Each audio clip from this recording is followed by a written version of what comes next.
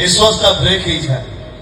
ଜମାଟା ବି ଏ ରାମପରା ତ ମନ ରହିଛର ରାଜା ହେଇ ସାରିଛି। ଜୟ ଜଗନ୍ନାଥ ଦର୍ଶକ ବନ୍ଧୁ, ଆପଣ ମାନଙ୍କୁ ସ୍ୱାଗତ କରୁଛି ରକ୍ କ୍ରିଏସନ ଯାତ୍ରା ଗପସପରେ। ମୁଁ ରାଜେନ୍ଦ୍ର। ଆଜି ମୋ ଭିଡ଼ିଓ ମାଧ୍ୟମରେ ଆପଣ ମାନଙ୍କୁ ଯାତ୍ରାଣୀ ସିଂହ ବାହିନୀ ତାର ଆଗାମୀ 10ଟି କ୍ୟାମ୍ପ କେଉଁ କେଉଁ ଜାଗାରେ କରିବା ପାଇଁ ଯାଉଛି, ମୋ ସହିତ ରହି ଶେଷ ପର୍ଯ୍ୟନ୍ତ ଭିଡ଼ିଓ ଦେଖନ୍ତୁ, ତାହେଲେ ଜାଣିପାରିବେ ଯାତ୍ରାଣୀ ସିଂହ ବାହିନୀ ତାର ଆଗାମୀ କ୍ୟାମ୍ପ କେଉଁ କେଉଁ ଜାଗାରେ କରିବା। ଚାଲନ୍ତୁ ଡେରି କରିବାନି, ଭିଡ଼ିଓଟି ଷ୍ଟାର୍ଟ କରିବା।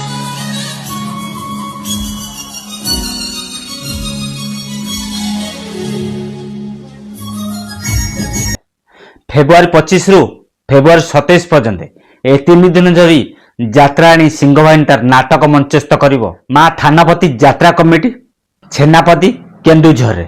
ମନେ ରହିଲା, ମା ଥାନାପତି ଯାତ୍ରା କମିଟି, ଛେନାପତି, କେନ୍ଦୁଝରରେ।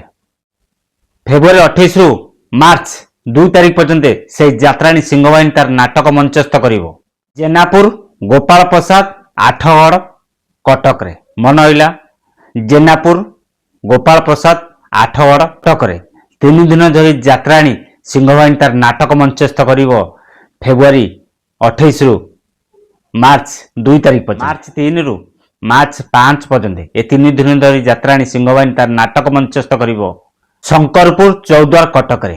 ମନେ ରହିଲା, ଶଙ୍କରପୁର, ଚୌଦ୍ୱାର, କଟକରେ ଯାତ୍ରାଣୀ ସିଂହ ବାହିନୀ ତାର ନାଟକ ମଞ୍ଚସ୍ଥ କରିବ 3 ଦିନ ଧରି। ସେଇ ବହୁ ଚର୍ଚ୍ଚିତ ନାଟକ, ସେଇ ଲୋକାଲ ଟୋକାର ନାଟକ ତୁ ମୋ ବଜରଙ୍ଗୀ।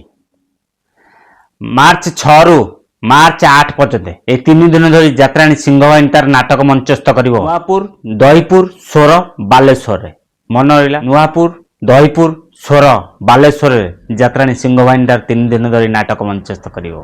ମାର୍ଚ୍ଚ 9 ରୁ ମାର୍ଚ୍ଚ 11 ତାରିଖ ପର୍ଯ୍ୟନ୍ତ 3 ଦିନ ଧରି ନାଟକ ମଞ୍ଚସ୍ଥ କରିବ ଯାତ୍ରାଣୀ ସିଂହ ବାହିନୀ ପଞ୍ଚବଟୀ ମେଲଣ ପଡ଼ିଆ, ଜୟର ଶାସନ, ନଖରା, କଟକ। ମନେ ରହିଲା, ପଞ୍ଚବଟୀ ମେଲଣ ପଡ଼ିଆ, ଜୟର ଶାସନ, ନଖରା, କଟକରେ 3 ଦିନ ଧରି ଯାତ୍ରାଣୀ ସିଂହ ବାହିନୀ ତାର ସେ ବହୁ ଚର୍ଚ୍ଚିତ ନାଟକ, ଯେଉଁ ନାଟକ ସବୁ ପେଣ୍ଡାଲ ସବୁ ରାତି ମଞ୍ଚସ୍ଥ କରୁଛି, ସେଇ ତୁ ମୋ ବଜରଙ୍ଗୀ ନାଟକ ମଞ୍ଚସ୍ଥ କରି ମାର୍ଚ୍ଚ 12 ରୁ ମାର୍ଚ୍ଚ 15 ପର୍ଯ୍ୟନ୍ତ ଏ 4 ଦିନ ଧରି ଯାତ୍ରାଣୀ ସିଂହ ବାହିନୀ ତାର ନାଟକ ମଞ୍ଚସ୍ଥ କରିବ ବଳଙ୍ଗା ବଜାର, ପୁରୀରେ।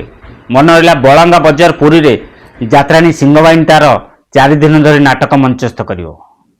ମାର୍ଚ୍ଚ 16 ରୁ ମାର୍ଚ୍ଚ 18 ତାରିଖ ପର୍ଯ୍ୟନ୍ତ ଏ 3 ଦିନ ଧରି ଯାତ୍ରାଣୀ ସିଂହ ବାହିନୀ ତାର ନାଟକ ମଞ୍ଚସ୍ଥ କରିବ ମୂଳ ବସନ୍ତ ହାଇସ୍କୁଲ ପଡ଼ିଆ, ପୋହଳା ଛକ, ପଟାମୁଣ୍ଡେଇ, କେନ୍ଦ୍ରାପଡ଼ାରେ।